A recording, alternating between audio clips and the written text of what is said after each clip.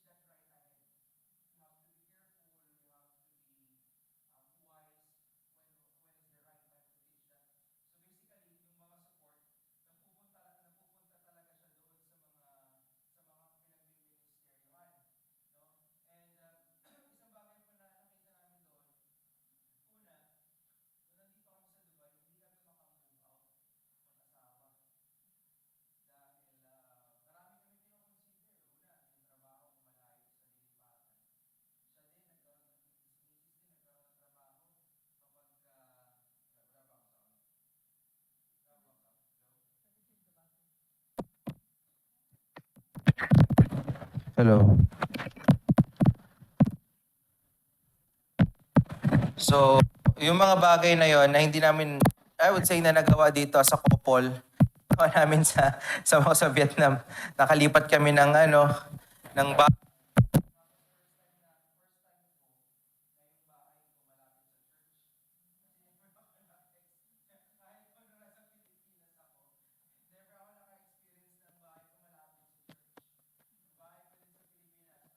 minutes ang travel going sa church. So, nung nag-assistant to the pastor pa ako, I have to travel every day. Monday lang yung day off. So, just try to imagine, Tuesday to Saturday, Sunday, you have to travel 40 minutes papunta, 40 minutes pauwi. So sabi ko, parang first time ko na parang 5 minutes lang. And then ka na sa church. So, wala pa. Minsan, pagka walking distance, mga ilang minutes lang, nandoon ka na. So, sabi ko, everything for me is new. No po. And going back dun sa story na, nag-pray kami ni Abby, Lord, hindi po kami marunong mag-Vietnamese kahit matagal na si Abby sa Vietnam. Hindi po siya fluent magsalita ng Vietnamese. So, yung issue namin doon is that, Lord, paano kami makaka-penetrate culturally kung hindi kami marunong ng Vietnamese?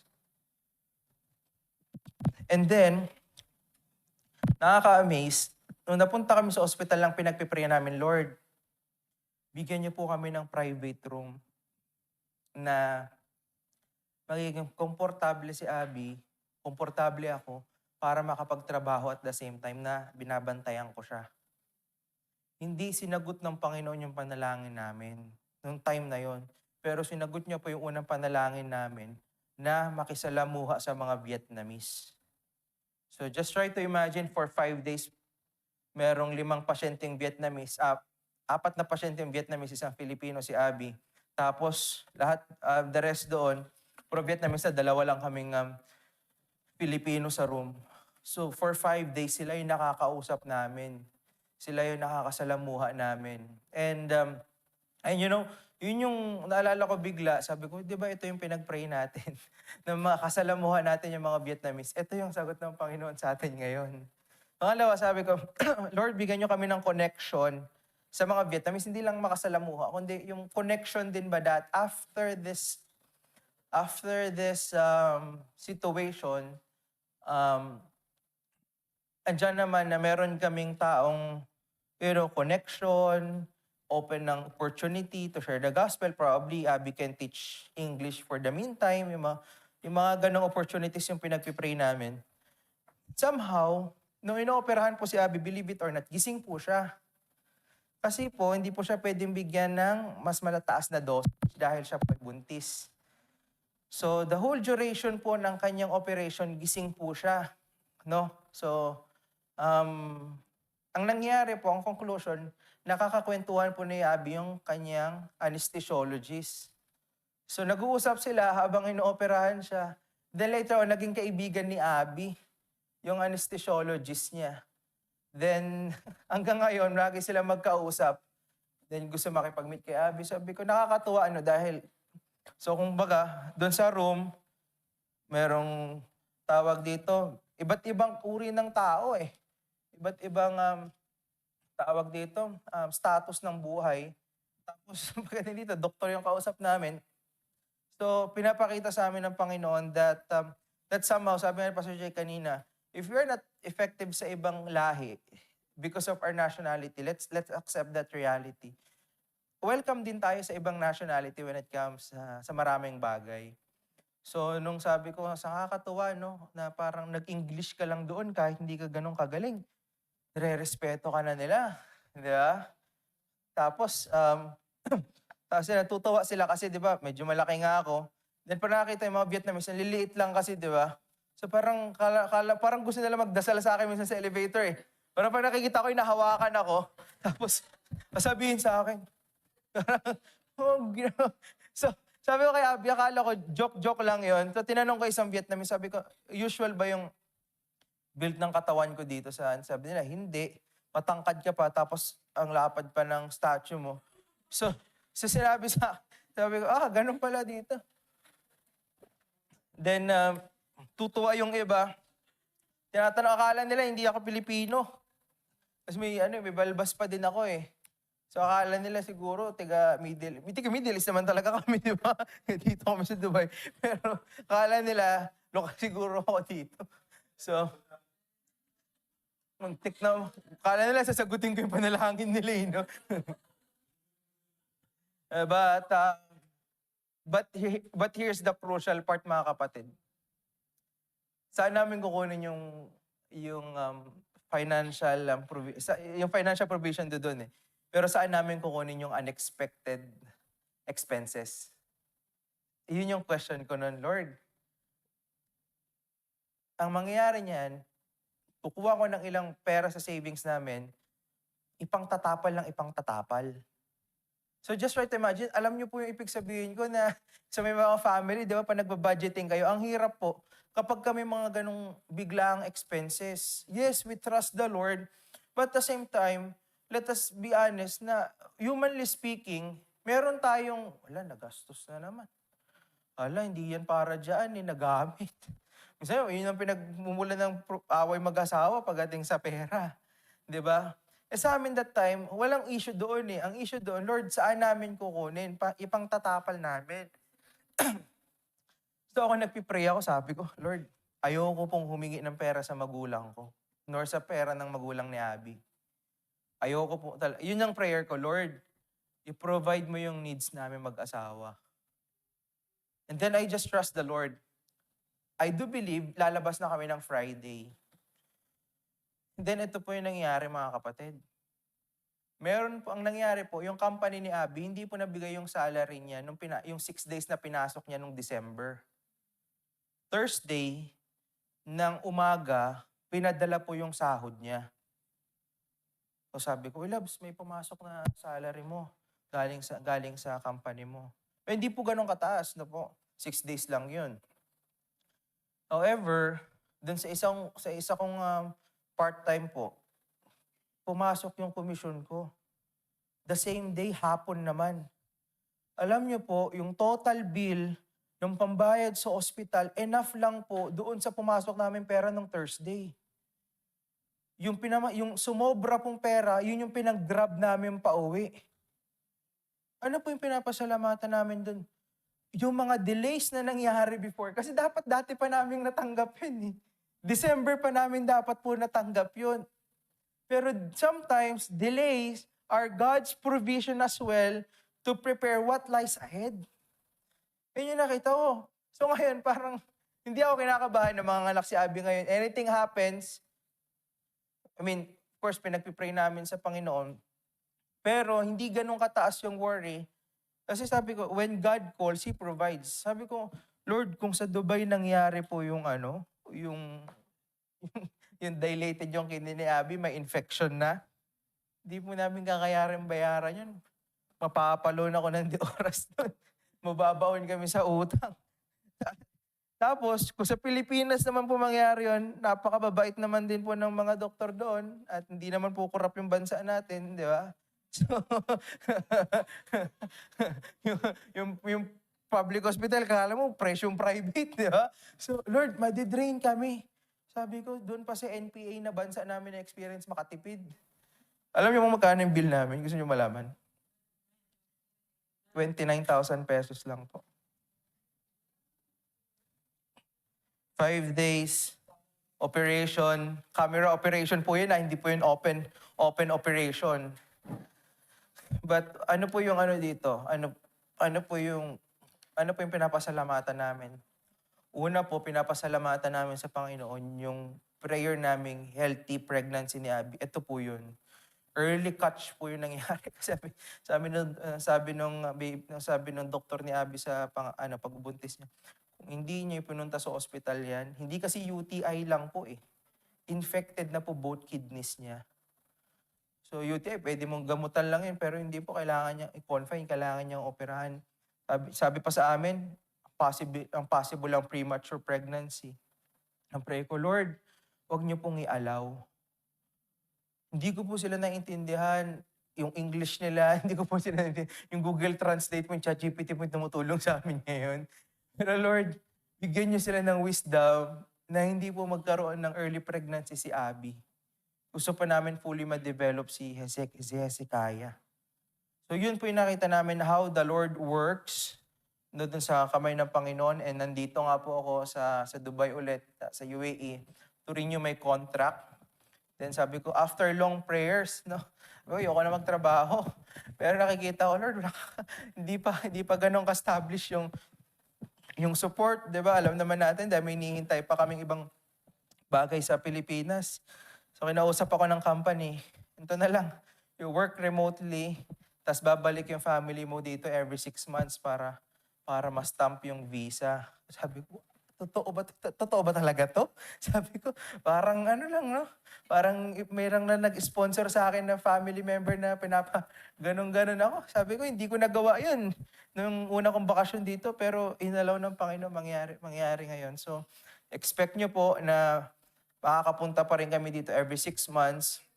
And then, babalik lang po si Abby by, I think, May of last week or first week of June. And then next na balik namin, 3 na po kami, kasama na si baby. So we look forward also na mabigyan din ng residency din si Hezekiah in such time. So ngayon po, isa sa mga favorite character ko po sa Bible is si Hezekiah. Not because technically na yun yung ipinangalan ko sa anak namin, but long time ago, when we're studying historical books, let us remember that there was a united kingdom. Yun po yung Judah and Israel. So yung United Kingdom po, ang mga hari that time ay si Saul, si David, and si Solomon. But ang makikita po natin dito sa 2 Kings chapter 18 to 20. Bibigay ko po sa inyo yung theme and after that, mag-pray po tayo.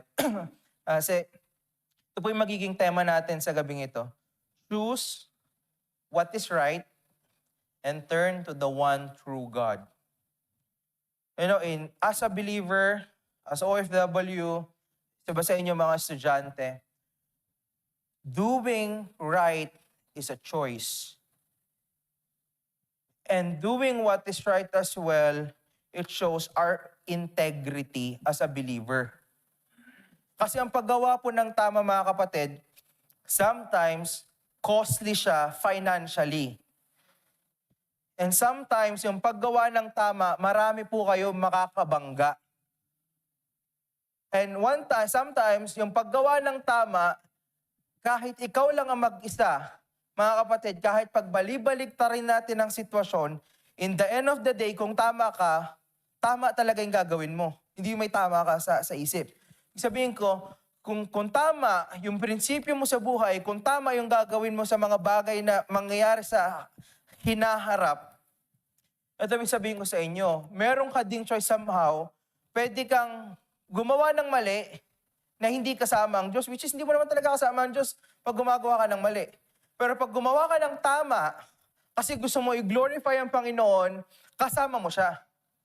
And dito mga kapatid, yung context niya, yung idea niya, bakit natin nilagyan ng turn to the one true God, is that pwede rin kasing maprinsipyo lang tayong gumawa ng tama, pero walang malalim na pagkatakot sa Diyos. Pero, kung meron tayong malalim na pagkatakot sa Diyos at pag-ibig sa Diyos, gagawin natin yung tama. Tandaan po natin, pag gumawa tayo ng tama, mga kapatid, marami pong tao ang magagalit sa atin. Kahit po, mahal natin sa buhay. And tandaan po natin, marami pong pagkakataon na darating sa buhay natin, kahit mali ang isang bagay, dahil praktikal, ginagawa. Sabihin natin, ako po, I do believe lahat ng mga men na inas ko dito sa church, ang advice nila sa akin, nung nalaman namin, kasi nandito na si Abby nung nalaman namin buntis siya. Sabi ko nga sa inyo, ang tanong sa amin lagi, kailan nyo plano mag-anak? Ang sagot ko lagi, next 2 years. Kasi may health issues. Escape answer namin yun. Para masabing, bakit wala pang anak to? 2 taon na. Sabihin lang namin, kasi ina-enjoy lang namin. Pwedeng yun eh. Pero ito po ang totoo. Bilang banda, pwede ko sabihin, Labs, uwi ka na lang muna. Hindi ko na ipupurse yung residency mo. Yung pampa-resident mo, ko na lang. Gamitin na lang natin sa pregnancy po. Pwede kong gawin yun. Pero nung pa-counsel ako, nung pinagpipray ko, at marami rin pong mahal namin sa buhay na sabi, pauwi mo na lang siya. Lahat po. At minsan po, dahil sa mga desisyon kong alam kong tama sa harapan ng Diyos, tinawag po akong mangmang. Ang mahal ko sa buhay. Bakit? Kasi nga po hindi practical. Pero ngayon mga kapatid, hindi po ako nagsisisi na ginawa namin yung bagay na yun. Dahil dun sa mga bagay na yun, pinakita ng Panginoon na siya ay tapat. And dito rin po mga kapatid, makikita natin na ang mga hari pong mga nangyari during that time, they are not only dealing spiritual matters, they are also dealing political issues. Tandaan po natin mga kapatid, during that time, yung mas dominant po sa Israel, yung evil kings, o yung tinatawag nating bad kings. And however, meron po pagdating sa Judah, mangilan-ngilan na mga good kings and godly kings. And isa po sa masasabi kong good kings or godly king is si Hezekiah. Okay? And I think let us ask God first to really understand who is Hezekiah. And makita natin yung mga katotohanan na pwede nating i-apply sa ating personal life. Let's pray. Dear Lord, we bow down in worship this evening, asking for mercy and grace to be upon us. Lord, I pray that mangusap kayo sa puso ng mga kapatiran ko pong ito. Panginoon, alam ko po marami ako limitasyon sa pangangaral ng inyong salita. Alam ko po, Panginoon, na hindi ko po kayang gawin ng isang bagay na ito, hiwalay po sa inyong biyaya. So Panginoon, sa pagkakataon pong ito, ibuhos niyo pong ganap ang biyaya ninyo sa akin. na mga lalabas po sa aking labi sa gabi pong ito ay isiping pagpapala po sa kanila at paalala, Panginoon ko. Alam ko man, Panginoon ko, di ko sa kalagitnaan pong ito, meron mang kinakaharap ang isa, dalawa o karamihan sa amin na problema sa buhay. Makita namin yung example ni Hezekiah that despite of these problems of life, despite of turmoils, instead na hindi siya magtapat sa inyo siya unang lumapit, Panginoon. I pray magawa din namin yung bagay na ito. In Jesus' name we pray. Amen and amen. So I think let us understand, sino ba si Hezekiah? So mga kapatid, konting background muna tayo. No? So si Hezekiah po, ay siya po siya sa mga king of Judah. So yan yung tinatawag nating Southern Kingdom. Hindi yan Southern Summer, hindi yan Northern Southern Kingdom. So ang Northern Kingdom naman po yung Israel. No? Tandaan po natin why they were divided because of disobedience to God's covenant. Kailan po siya naghari? Between 715 to 688 BCE. Okay? And then, sino po ang tatay niya? Ito very interesting. Very interesting. Ang pangalan po ng tatay niya is Ahaz, who was notorious and faithful to God. So Hezekiah is a sharp contrast to his dad. Ahaz talaga no? Di ba? Pangalan talaga natin, bagay na bagay sa tatay niya, Ahaz. Di ba? Ang question dito, why he matters? Di ba? Hezekiah is famous for religious reform, courage, and trust in God. And isang bagay natin makita mga kapatid dapat sa sa kabilang banda is that ito yung highlight ng buhay ni Hezekiah. So, pwede niyong picture, pwede niyong sulat. I think, no, so, yung religious reform. Ano pong ibig sabihin nito? Tandaan po natin, no, ang nauna pong hari before sa kanya, yung tatay niya. And mga kapatid, once na, tandaan natin, no, kung ang nangyayari kasi usually, politically speaking, ang nangyayari, kings, they are not pastors. Tandaan po natin, magkaiba yan, okay? Yung usually kasi nangyayari pagdating sa political matters is that like father, like son. Kung ano yung ginagawa ng tatay, yun din yung ginagawa ng anak. Pero magkaibang ginawa ni Hezekiah because yung ginawa ni Hezekiah dito mga kapatid is that yung religious reform na ginawa niya is that he totally break down those images, those what we call idols that God's people are worshiping during those times. So just try to imagine, no, if you have a president or if you have a prime minister that really fears the Lord, anong klaseng bansa ang meron tayo? Kahit doon na lang sa pinanggalingan nating bansa. What if kung kung yung mga problema ng bansa natin pinapanalangin ng presidente natin, nag-a-siya ng counsel sa mga godly men, at the same time, political men na may wisdom pagdating sa bagay. Anong klaseng bansa ang meron tayo? And I think there are countries na naging prosperous sila because they trust God. And God bless them. And dito rin natin makikita, mga kapatid, is that yung time of crisis sa buhay ni Hezekiah and yung deliverance din. And madaling matandaan si Hezekiah eh. Si Hezekiah yung hari na in-extend ng Panginoon ng buhay niya for 15 years. And isang bagay din po na dapat natin maintindihan mga kapatid, wala rin pong perpektong hari. And kung ano yung mga challenges dito sa historical books, from Book of Joshua to the last historical books, may pattern na nangyayaring kasalanan. And nagpipray sila, Lord, mag-send ka ng hari. Pero ang Panginoon, sinend na sila maging bandage kasi kinalimutan nila ang Panginoon. Ayun yung magiging problema. And dito po natin makikita mga kapatid is that meron po kong tatlong bagay na pwede nating matutunan dito sa gabi pong ito. But let us first consider yung 2 Kings chapter 18, verse 1 to 8 muna. Tignan po natin dito. No?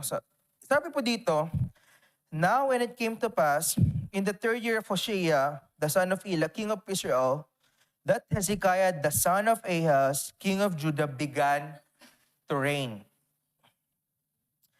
20 and 5 years old, so 25 years old pa lang si Hezekiah, hari na siya. Ay, iba, yung karamihan dito yung 25 years old, magaling pa mag-ML no yung mga yung iba 25 years old. I mean, hindi ko sasabi sa mga believers, di ba? Pero sa iba 25 years old na magaling na mag-meow-meow dun sa Senado, di ba?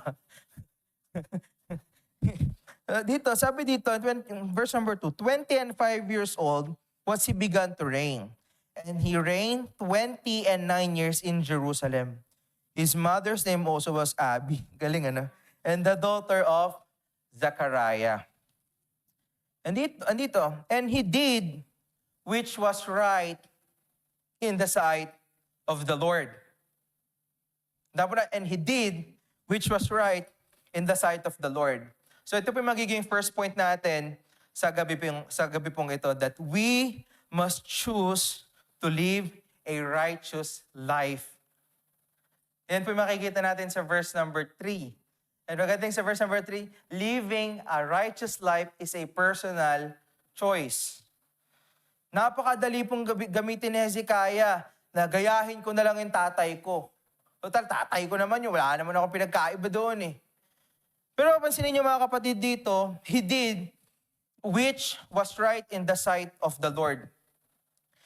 And living right or righteousness or full of integrity in the sight of the Lord is a personal choice. Wala pong pinagkaiba yan. Si Hezekiah, parehas ng pong tao yan. Kaiba lang, of course, hari si Hezekiah, tayo normal na tao lang, magaganda at gwapo lang, di ba? Pero sa kabilang banda mga kapatid, life situations comes in, problem comes in, yung paggawa ng tama, choice pa din siya in the end of the day. Di ba nga may kantang yung do right, till the stars fall down, do right, till the masters calls, do right, di ba? Sabi dun sa part pa yun, when there's no one else, do right and do right. So dito nyo makikita mga kapatid, yung ginawa ni Hezekiah, nilagyan ng note ng verse number 3. According to all that David, his father, did. If we would imagine, David would be his great-great-grandfather. But instead of looking of what his dad's accomplishments are, ang tinignan niya is yung great-grandfather niya na si David. And David, alam niya din na hindi, of course, alam niya hindi perfecto yung lolo niya. But, kilala din nila that David is a man after God's own heart. And dito niyo rin makikita mga kapatid, in verse number 4, sabi dito, he removed the high places, break the images, cut down the groves, and break in pieces the brazen serpent that Moses had made. For unto those days the children of Israel did burn incense to it, and he called it Nehushatan. So dito nyo rin makikita mga kapatid in verse number 4, yung simpleng thought, yung supplemental truth natin, yung subpoint natin, remove the things that hinders spiritual discipline. Question sa atin sa gabing ito, what are the things that hinders our spiritual growth? Meron at meron talaga na maghihinder sa ating spiritual growth. Whether that be secret relationship, pwede yun eh. Diba? Pwede naman yun, dami-dami manliligaw sa inyo dyan. Pwede dami maligawan dyan ng mga ka-workmate ninyo. But, ito yung dapat natin maintindihan mga kapatid. That nung ginawa ni Hezekiah itong mga bagay na ito, sa tingin niyo ba wala siya nakabangga dito sa mga... Marami. Marami siya for sure nakaaway dito nung ginawa niya, matatanda. Kapag pwedeng sabihin, kabata-bata mong hari. 50 years na namin sinasamba yan, tatanggalin mo? Sino ka ba? Di ba? Pwede niyang gawin yan. Di ba? Yan yung sinasamba namin, panahon pa nung tinuro sa amin ng mga kamag-anak namin yan, mga mahal namin sa buhay namin, tatanggalin mo ng ganun-ganun lang.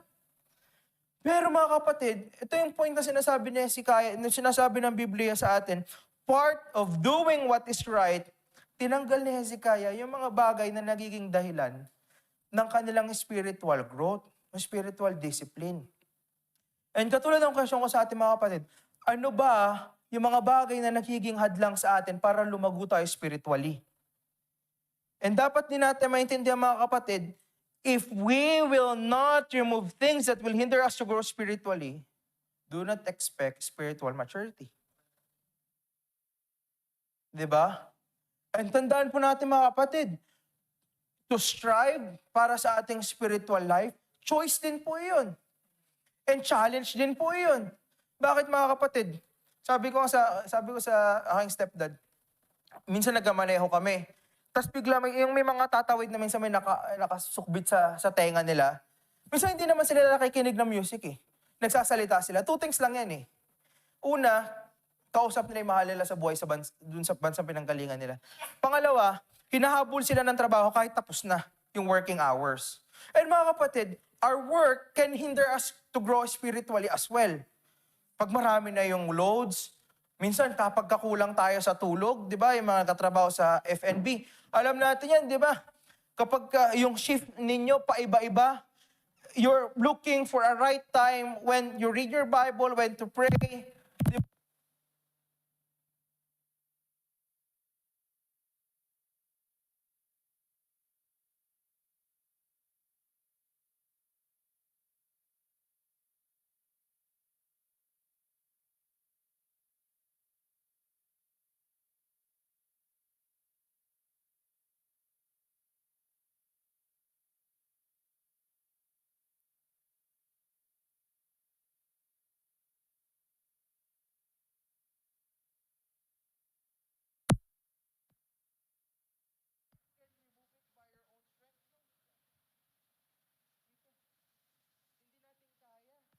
Na natanggalin yung naghihinder sa atin paglago spiritual. In the end of the day, we need God's grace para matanggal yung mga bagay na yun. And sa pangatlong bagay na makikita nyo din dito mga kapatid kay Hezekiah, maganda yung ginamit eh. Trust, cling to the Lord, and experience God's presence. Pansinin nyo po in verse 5 to verse number 7. Sabi dito, he trusted in the Lord God of Israel, so that after him was none like him among all kings of Judah. Maganda yung ano sa kanya, no? Yung yung describe. Sabi dito, and he clave. Di ba ang concept po ng clave? Ito yung sinasabi ng mga pastor kapag sa kasal. Di ba? Clave, ibig sabihin you become one. Di ba? One in decision, one in mind, di ba? One in heart. Kung ilalagay niyo yung context, ipansin niyo dito. And he clave to the Lord and departed not from following him, but kept his commandments, which the Lord commanded Moses. So mapansin niyo mga kapatid, is that hindi niya lang ni-remove yung mga naghihinder sa kanilang spiritual growth o spiritual discipline, but decision din yung pagka-clave o yung pagiging, yung parang dito, hindi lang, of course, hindi naman pwedeng mag-adjust ang Panginoon sa atin, di ba? Tayo susunod sa Panginoon. Di ba? Ang idea at ang concept dito mga kapatid, he intentionally follow and give everything to the Lord. Ibig sabihin, whatever the Lord says, yun yung susundin niya. And mga kapatid, ito yung isang magandang bagay na makikita nyo dito. And departed not from following him. Ibig sabihin, throughout ng kanyang political leadership as a king, dito nyo rin makikita that grabe yung kanyang devotion sa Panginoon. Grabe yung kanyang pag-ibig sa Panginoon.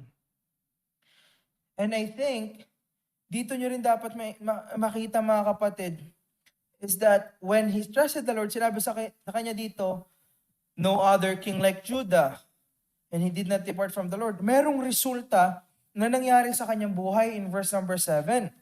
Andito, and the Lord was with him. Dito, and he prospered whithersoever he went forth. And part dito, and he rebelled against the king of Assyria and served him not. You know what's the issue here? Issue here, mga kapatid, is that one of the most powerful kingdom nung time na ito is the king of Assyria, and his name was Sennacherib. Sanherib sa ibang translation o sa ating historical books sa secular. Eh, dito nyo rin makikita, mga kapatid, he was a very powerful king. But Hezekiah's decision, ano din eh, kasi di ba, bakit ginagawa yung alliance, bakit ginagawa yung mga ganito ganyan? Kasi kung ang bansa mo atakihin ng bansang ganito, meron kang backup, meron kang tutulong, meron kang support system. Bakit ang point dito? Bakit ka pupunta sa isang mahinang bansa kung alam mong hindi ka rin naman din ganun kalakas na bansa? Ibig sabihin, lalapit ka dun sa isang bansang alam mong malalakas ka, and at the same time, meron kang protection.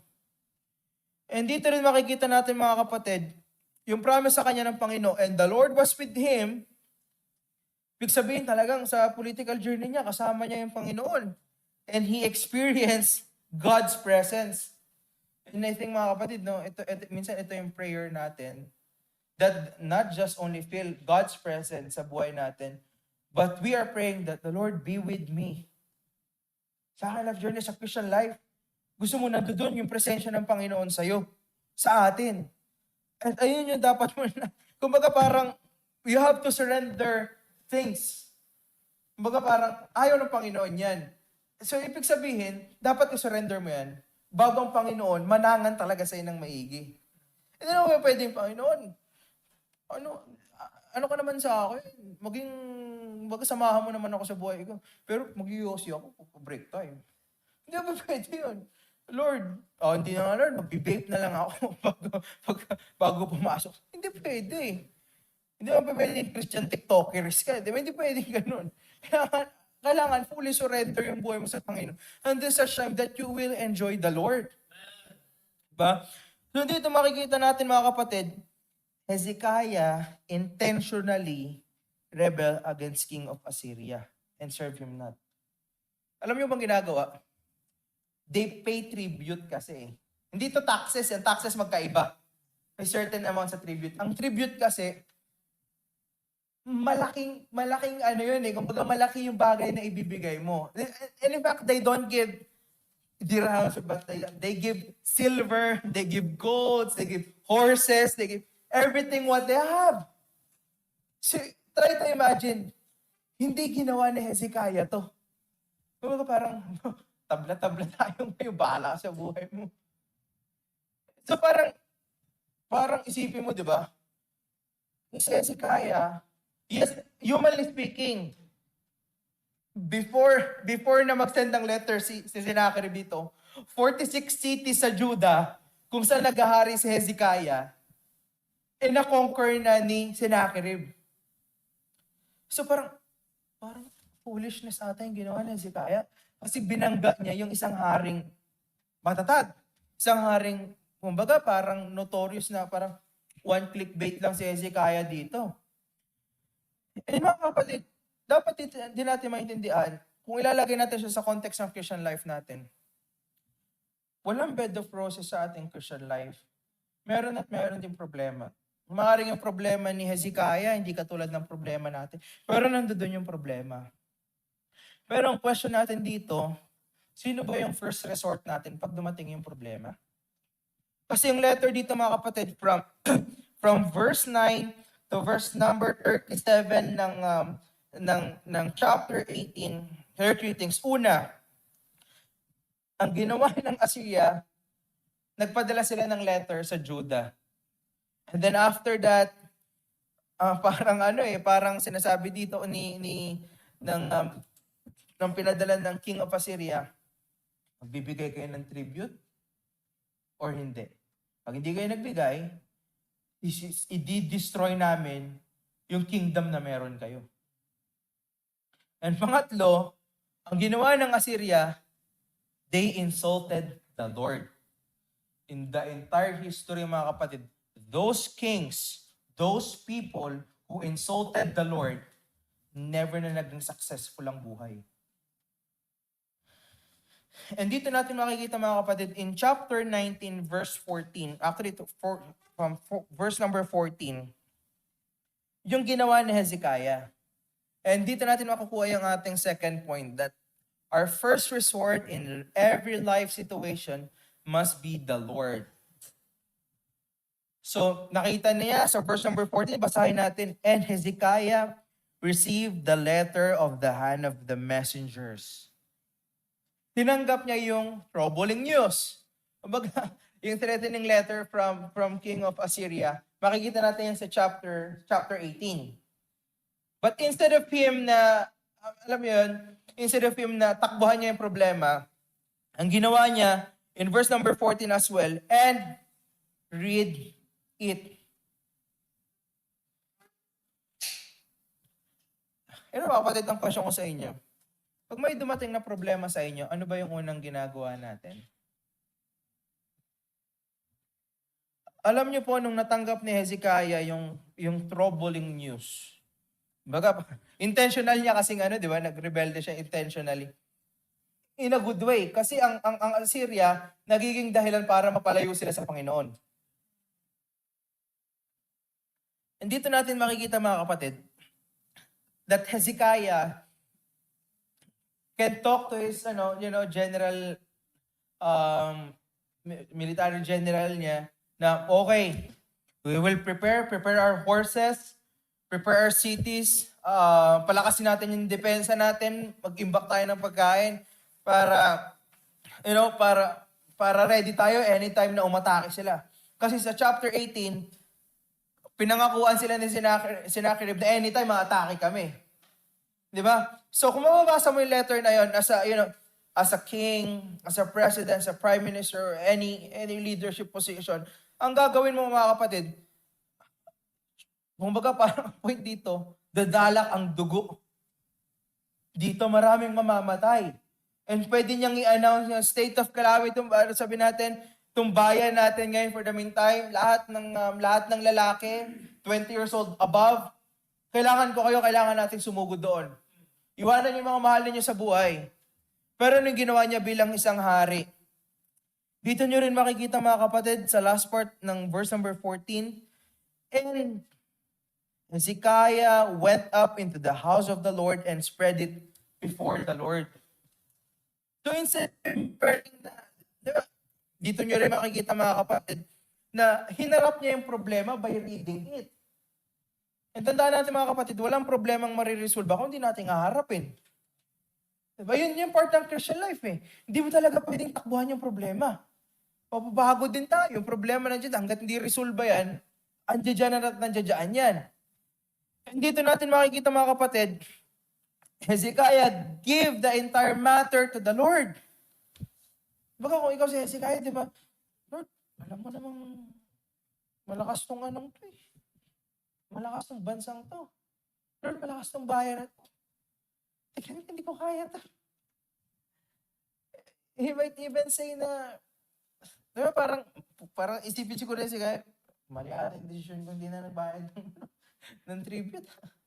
Pero what is Hezekiah's primary concern here is not about them. It's all about their relationship with the Lord. Yun din yung kanyang responsibility, not only to lead these people politically, not only to prosper them financially, economically, but for them to prosper spiritually. And I think yan yung mga nakakalimutan bawat presidente ngayon. And I think, of course, hindi na makakalimutan yun kasi hindi talaga sila concerned sa spiritual life ng mga tao na sasakupan. So just try to imagine kung isang presidente ay ligtas, may takot sa Panginoon, God-fearing, anong klaseng bansa ang meron? Ayaw nga minsan, bibilib tayo sa isang, galing ng isang mayor doon sa Pilipinas. Hindi kurakot. Hindi lang siya kurakot, ha? Nakikita natin, meron din siyang background ng Christianity. Kaya takot siyang mangurakot. And dito natin makikita, mga kapatid, is that he spread it before the Lord in the form of prayer. And okay, that will lead us to our last point. Because in the third part ng passage na ito mga kapatid, the Lord we run is not like other gods. Kasi kung papansinin niyo yung verse number 15, dito na nag-pray si Hezekiah. And Hezekiah prayed before the Lord and said, O Lord God of Israel, which dwellest the cherubims, thou art the God. Sabi dito, even thou alone of all the kingdoms of the earth, thou hast made heaven and earth. In verse 15, Hezekiah acknowledged that the God we serve is our creator. If the God we serve is our creator, meaning to say, He controls everything in this world. Ibig sabihin, kontrolado din ng Panginoon yung mangyayari kala Hezekiah. He acknowledged that the Lord, you are the creator of heaven and earth. Ikaw din ang create niyan. And pagkarating sa verse number 16, pansinin niyo mga kapatid, Lord, bow down thine ear and hear. Open, Lord, thine eyes and see. Hear the word of Sennacherib, which hath sent him to reproach the living God. Pansinin niyo mga kapatid, in verse number 10 of chapter 19, sabi dito ni Sennacherib, Thus shall ye speak to Hezekiah, king of Judah, saying, Let not thy God in whom thou trustest deceive thee, saying, Jerusalem shall not be delivered in the hand of the king of Assyria. And then from verse 11 to verse 12 to verse number 13, dito sinabi ni Sennacherib, maraming Diyos nang pinabagsak ko. Ang point dito, ang sinabi dito ni Hezekiah sa Panginoon, Panginoon, pakinggan mo ako. Panginoon, buksan mo yung mata mo. Panginoon, mo yung the living God. Ibig sabihin, yung Diyos na pinagdadasal panalangin ay isang buhay na Diyos na nakikinig sa mga panalangin natin. You know what's the issue here? Kung bakit yung ibang bansa, ibang bayan, hindi ni-rescue ng Panginoon dun sa nung sinakop sila ni Sennacherib. Kasi hindi naman tunay yung Diyos nila eh. Kung bakit ito yung point din, kung bakit yung Israel, inalaw ng Panginoon na masakop ng King of Sennacherib ng Assyria, is that binali kasi nila yung kanilang covenant sa Diyos. So ngayon mga kapatid, ang sinasabi dito, compare ng King of Assyria yung totoong Diyos sa mga peking Diyos. Ang sinasabi naman ni Hezekiah, pakinggan mo ako. Panginoon, makinig ka sa akin. And pagkarating sa verse number 17, sinabi ni Hezekiah, Of a truth, Lord, the kings of Assyria have destroyed the nation and their lands. Pero in verse 18, sinabi dito, and have cast their gods into the fire, for they were no gods. But the work of men's hand, wood and stone, therefore, they have destroyed them. Bakit? The king of Assyria easily defeated his people because they are man's crafted. Kumbaga, nilikha sila ng mga tao made by wood and made by stone. Ang sinasabi ni Hezekiah, Lord, isa kang tunay na Diyos.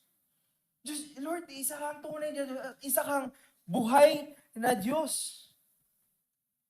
And dito rin natin makikita mga kapatid, in verse number 15, that God is our creator. He is the living God as well. But in verse number 19, dito rin natin makikita that God can save and protect us. Verse number 19. Now therefore, O Lord our God, I beseech thee, save thou us out of his hand, that all kingdoms of the earth may know that thou art the Lord God, even thou only. Sinasabi ni Hezekiah, Panginoon, deliver us that other nations, that other kingdoms may know that you are the only one true God. Yan isang bagay na makikita natin dito mga kapatid. Sa ating ding buhay mananampalataya, God can save and protect us in life challenges. In life's challenges. Tandaan po natin, pag nagkaroon tayo ng problema sa pera, hindi po paraan, hindi po solusyon ng mangutang. Hindi po paraan ng mangutang. Kailangan mo muna natin unang gawin, lumuhod sa Panginoon, bigyan tayo ng katalinuhan at i-provide yung ating pangangailangan. Tandaan din po natin, merong mga problema sa buhay natin na hindi kayang sagutin ng pera. Alam po ninyo yan. For example, sabihin natin, may mahal ka sa buhay, merong sakit sa Pilipinas. Pinadala mo na lahat ng savings mo, hindi pa rin gumagaling. Dito mo makikita mga kapatid, na ang kagalingan ay nasa kamay din ng Diyos.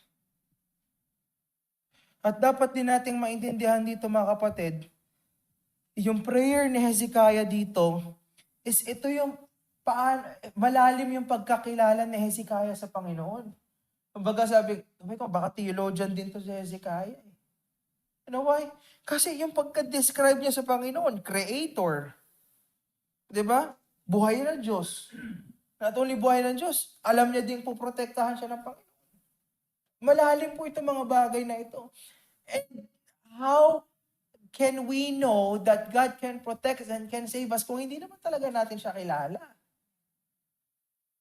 Ang goal natin, di ba, this year 2026, mas makilala natin ang Panginoon. Ito mga kapatid.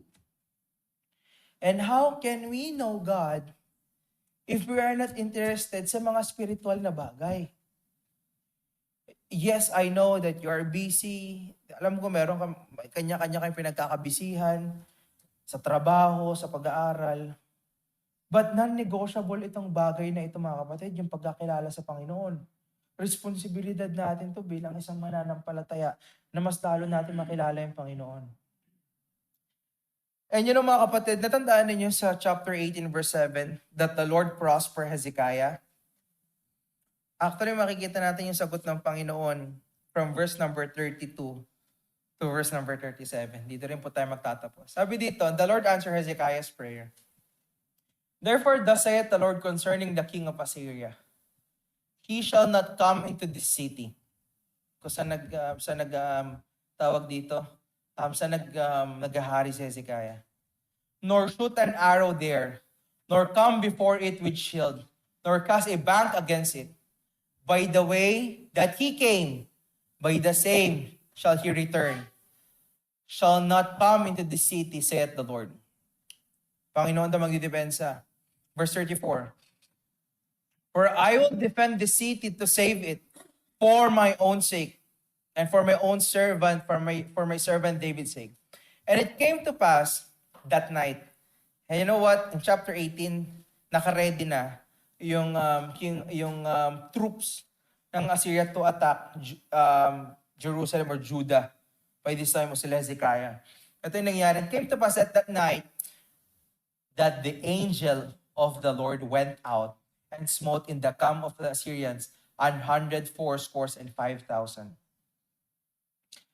Question mga kapatid, in verse number 35, ilang angels po yung pinadala ng Panginoon? Only one angel. And ilan yung pinatay niya? 104 scores and 5. 1 score is equivalent of 20. So sinasabi niya dito, 104 scores, 4 scores equivalent of 80. Right?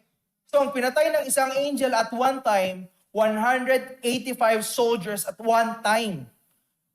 Ang pinatay ng angel. And when they arose early in the morning, behold, they were all dead corpses. What? And verse number 36. So Sennacherib, king of Assyria, departed and went and returned and dwelt at Nineveh. And it came to pass as he was worshipping his house in Nishrosh his god, that Adrimelech and Sharezer his son smote him with the sword, and did escape in the land of Armenia, and Esarhaddon his son reigned in his stead. Parang, if you would imagine this, yung sarili niya, sa context ng king of Assyria, sarili niyang anak, yung pumatay sa kanya. What? And one angel at one time can kill 185,000. So, parang ang point dito, anong silbi ng, alam mo yun, yung tapang mo nung pinadala mo yung letter na yun kung patay na yung mga susugod sa amin. You know, mga kapatid, there's no something, parang, baka iniisip nyo, diba? Uy, parang masyadong ano yun. It can happen today also. But hindi ko sinasabing yung angel darating, papakita sa Pero, ang point ko dito, mga kapatid, the Lord can protect and deliver us. Ano ba yung, and mga kapatid, I don't think so na alam din ng nasasakupan ni Hezekiah na susugod yung Assyria by this time. Kasi wala namang indication, nung binabasa ko, walang indication na nag-announce siya, nag-proclaim siya. Wala eh. Parang ang battle niya between him and the Lord. And mga kapatid, you might be like Hezekiah, na hindi mo sabihin sa ibang tao yung problema mo, pero yung battle mo between you and the Lord. So, kung titignan mo mga kapatid, o nga no, marami tayong spiritual battles na pinagdaanan na yes, nalaman ng ibang mananampalataya. Yes, nakatulong sila sa atin. Pero in the end of the day, Panginoon pa rin yung nandoon. Eh yun yung dapat natin maintindihan mga kapatid. That in the end of the day, kung ano man yung inaharap nating problema sa buhay, whether family struggles man yan, financial burdens man yan, relationship issues man yan, or stress sa trabaho, babalik tayo dun sa unang bagay na ano po yung integrity ni Hezekiah despite of this problem. Whatever it may be, let us remember, despite those things, we are called to live righteously. Yung integrity dapat nandoon sa atin bilang isang mananampalataya. Hindi po natin kailangan magnakaw pag may problema tayo sa pera. Kailangan natin manalangin. Pagdating sa mga estudyante, hindi nyo kailangan magkodigo sa mga paces ninyo. Di ba? Kailangan nyo ng integrity. Parang papansin nyo dito, hindi naman namin kayo pinagdadamutan na mag-aral sa labas. Pero this is the way that we can protect you. This is the way that, kahit kami, no, sinabi ko sa asawa ko, loves, hindi na po pwede si Hezekiah mag-aral sa labas. Especially kung curriculum ng Pilipinas yung gagawin, hindi na pwede. Hindi na pwede. We must be serious now because spiritual battle ito. Yun yung pinagsabi ng mag-asawa, we have to be prepared din. Kasi battle ito. And you should understand mga kapatid, that despite of these problems in life, ang unang resort natin dapat yung Panginoon. Minsan, di ba, pag komportable ka na masyado kapag, di ba, minsan sinasabi mo muna sa tao bago sa Panginoon. Chinismis mo muna yung problema mo bago sa Panginoon, di ba? And dapat din natin maintindihan mga kapatid, hindi po last resort ang Panginoon pag may problema tayo. And ito po yung kagandahan dito mga kapatid, that we can come to Christ anytime. Di mo na kailangan magpa-booking kay Father. Di ba? Yung katoliko pa yung iba sa atin, di ba? Nagpapabook pa kay Father. Di ba? Father, pwede mo na Wednesday 10 a.m. Magkukumpisal po ako. Hindi. Anytime pwede kang lumapit sa Panginoon, you can come boldly to the throne of grace. Anytime and anywhere. And then dapat natin maintindihan mga kapatid, to comfort every one of us, that God is always ready to listen us, to comfort us, and to guide us. So, mga kapatid, na may our life be like Hezekiah nung nakita natin. And nakita naman natin that if our relationship ay close sa Panginoon, if yung ating relasyon sa Panginoon ay malalim, believe it or not, kahit anong problema ang dumating sa atin, meron tayong peace of mind. Peace of mind, hindi nababayaran. Hindi nababayaran ng insurance. Yun yung hindi kayang ibigay ng insurance sa atin. Sa insurance policy natin, wala yung peace of mind. Diba? And we must remember, peace of mind will only come kapag malalim ang relasyon natin sa Panginoon. Diba? Lord, I know that you will help me. I know, Lord, that you will restore me in many ways sa aking Christian life. And may the Lord help you at despite of challenges sa inyong Christian life, sa ating Christian life, mamuhay tayo ng matuwid sa Diyos. Let's pray. Dear Lord, we thank you sa nabasa naming at napag-aralan namin text sa gabing ito. No Lord, na hindi po perpektong hari si Hezekiah. Pero we can learn, Panginoon ko, how he commit his ways before you. And we can also learn that yung presensya ninyo, Panginoon, ay nasa Kanya during His time, during His leadership. Pinakita nyo din, Panginoon ko, for those people who insulted you, you judged them. And nakita din namin, Panginoon, na walang taong mananalo against sa inyo. So Lord, by this time, help us, Lord, to love you and help us, Lord, to know you more and more.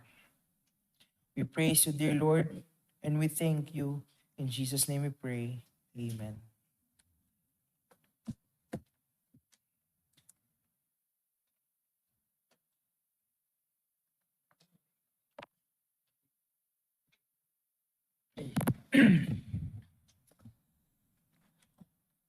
To be honest, no, one of my favorite is Hezekiah.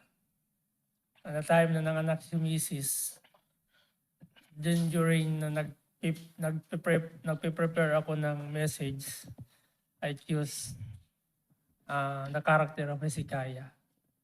At the time that ako ay nagkasakit, nigh unto death when I was in ICU, I enlightened by the life of Hezekiah, how he claimed, how he trusts the Lord in his life, despite of worries in life. He trusts God, he obey God.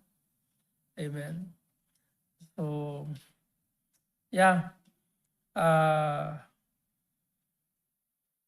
We cannot put in our hands yung mga bagay na even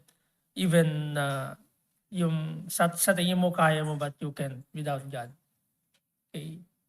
And one thing that I praise the Lord, actually, I don't know if if I am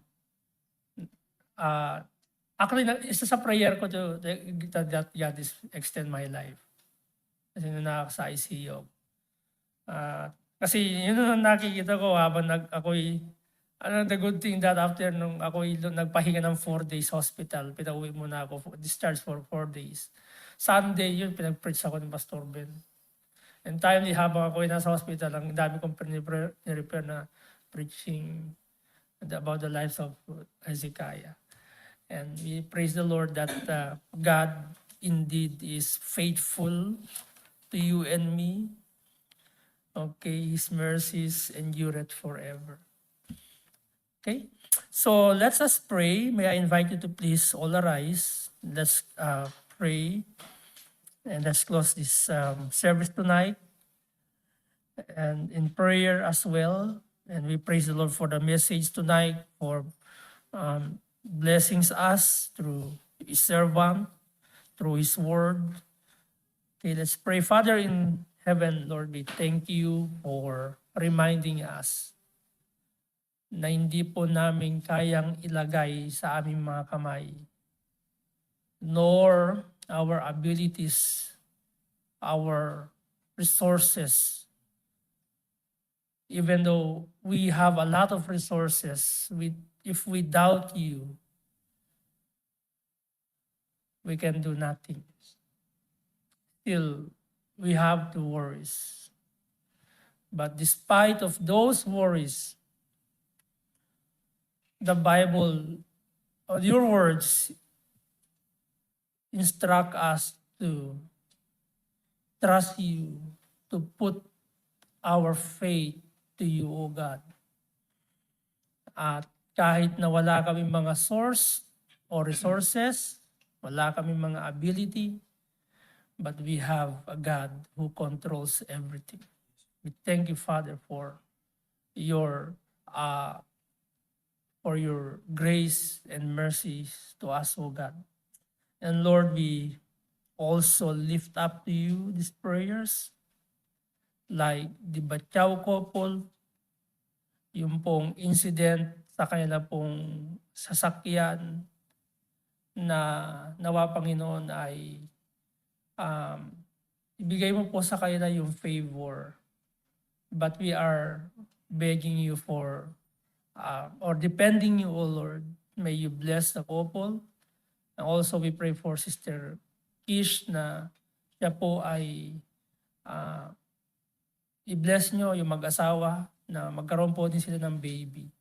Tulungan niyo po ang mag-asawang Batyaw that they are still part of this church, communicating with us kung ano man yung mga bagay na nangyayari sa kanila. Hindi man ganun kahaba yung aming pong pinagsamahan, but they are still communicating with us and informing us kung ano yung mga bagay na nangyayari sa kanila sa USA.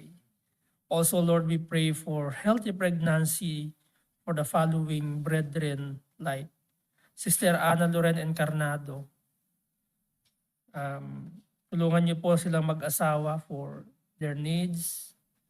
Ang Kabatik couple, Sister Arlene Joy Kabatik sa kanya pong pagbubuntis.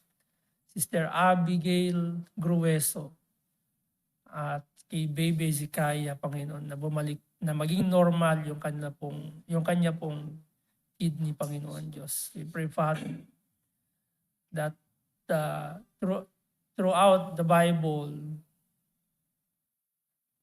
lagi niyong pinapakita sa amin, nire-remind niyo sa amin that you are our Creator.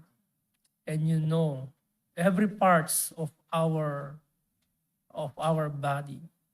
And so, Lord, we commit this brethren to you, their health, both the mother and the baby, Panginoon Diyos.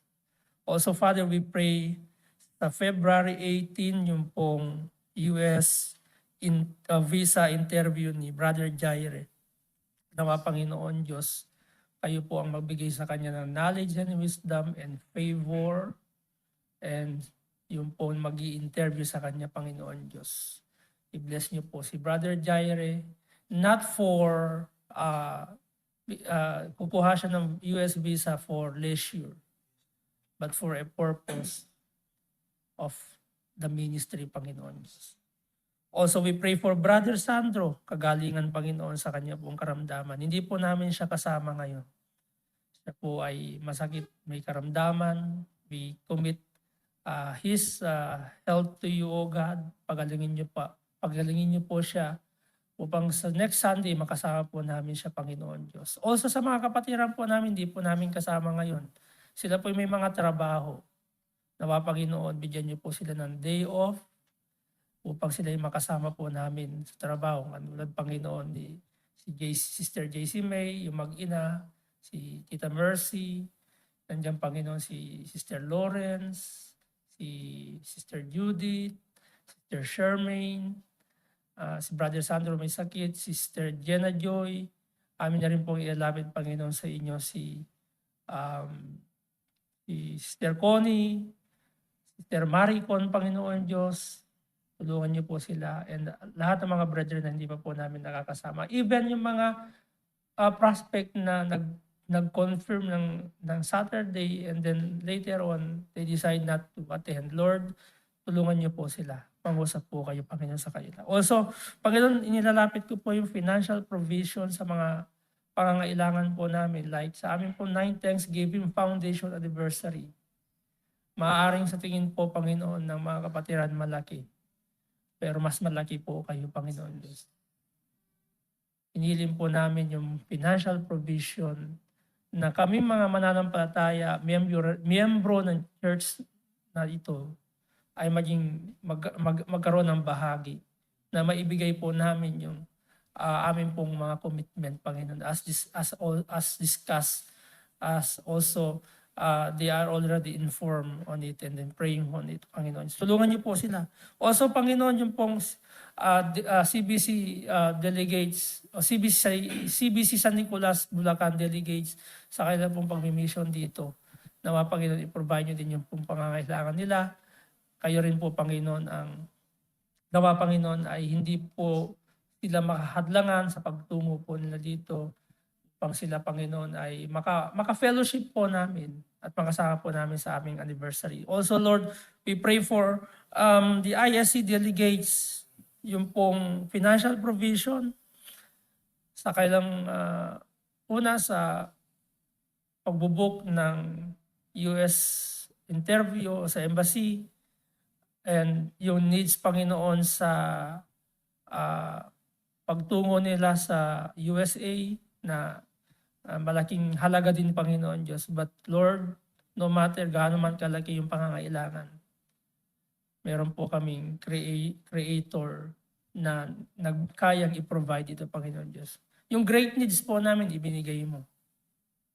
Yung kami ay tutungo ng impyerno, pero dahil sa habag at awa mo, ibinigay mo ang iyong bugtong na anak na si Yesu Kristo upang apuin ang aming kasalanan at ang kasalanan ng sangkatauhan. Panginoon, salamat din po. Inilapit ko din po, Panginoon Diyos, yung aming pong pinagpipray na extension ng gawain po ninyo sa lugar ng Australia. Lord, tulungan niyo po kami. Maaring napakalaking halaga if at least give us one Australian local to know you and to love you and to know and to serve you, O Lord. 120,000 dirham is nothing for one soul. Is nothing to you, O God. Lord, all of this we lift up to your throne of grace. All these things we ask and pray in Christ our Savior. Amen. Okay, thank you very much and blessed Sunday to all sa mga kapatiran natin na nasa online sa nakabakasyon like Sister Sharina, ano ba yan? The Lumagio family, okay. And the Kuwait brethren, thank you very much. Kasama po namin kayo. Si Brother Benji, Sister Romina, we are praying for you. Makahanap ka ng work. And si Brother Richmond, amen. And Sister Jean, ayan, kung nandiyan siya. And sino ba yun dyan? Sister Arlene Joy, Baby Z! Laki na ni Baby Zebedee, ha? You are invited sa ating anniversary, April 12. Pero sagot yung ticket nyo, ha? We're praying for you. Okay. And also yung anniversary nyo, Brother Benji, magsumiti ka na ng iyong plan. Anniversary nyo, May, di ba? Asahan nyo, May? May pupunta dyan. Anniversary. Ipag-check mo and then give your plan. Okay? Para makapag-prepare na kayo. Salamat po. God bless.